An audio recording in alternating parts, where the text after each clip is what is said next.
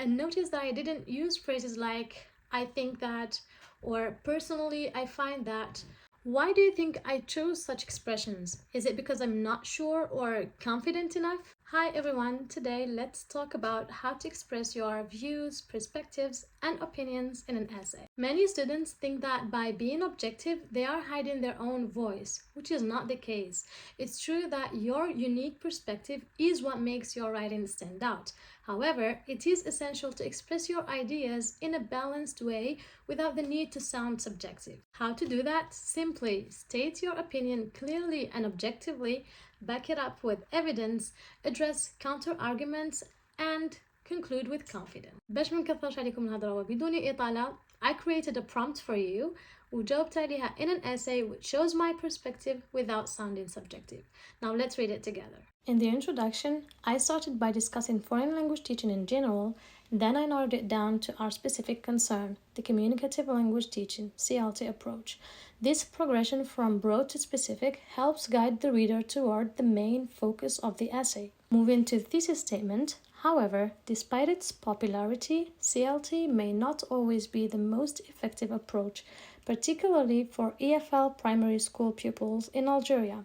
In this context, more traditional approaches may better address the unique challenges faced by these young learners. Notice how I used phrases like may not always be and may better address, which are intentionally non-firm. This cautious language shows that I'm presenting a perspective, not an absolute truth.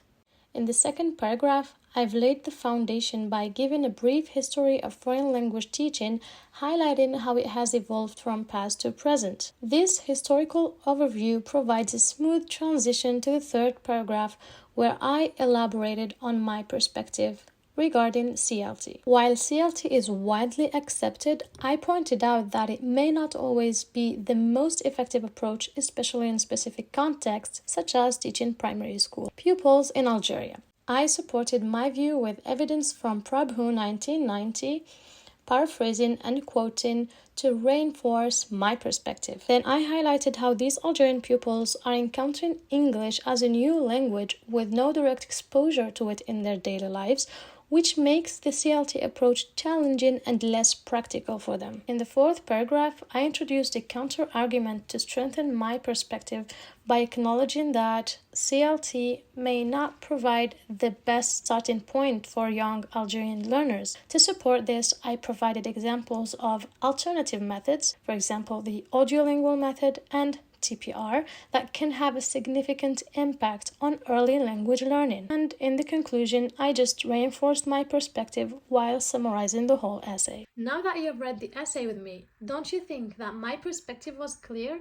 And notice that I didn't use phrases like I think that, or personally I find that, or I definitely believe that. Instead, I used phrases like this one may be better than this one, or this could be a good option in this context. Why do you think I chose such expressions? Is it because I'm not sure or confident enough?